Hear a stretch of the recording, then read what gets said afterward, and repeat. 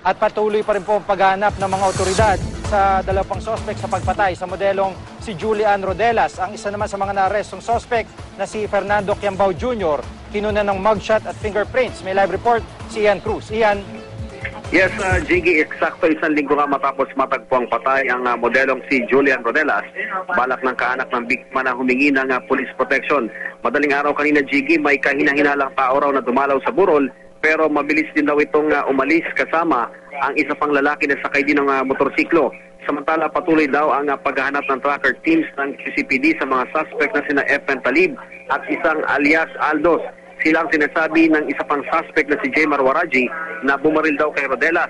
Ang dalawa rin daw ang nanghalay umano sa biktima.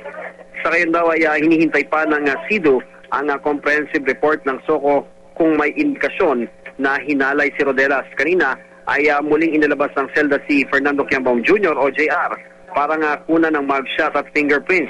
Hindi na ito nagtulak ng panayam. Sa pagsasaliksik, Jiggy, ng QCPD ay lumalabas na taong 2002 nasampahan ng kasong frustrated murder, carnapping at robbery itong si JR.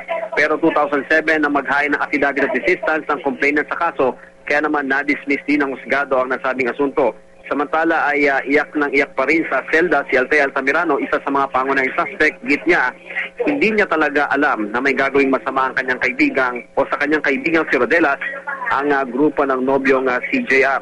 Hindi raw siya ang nag-mastermind sa nasabing pagpatay. Sige.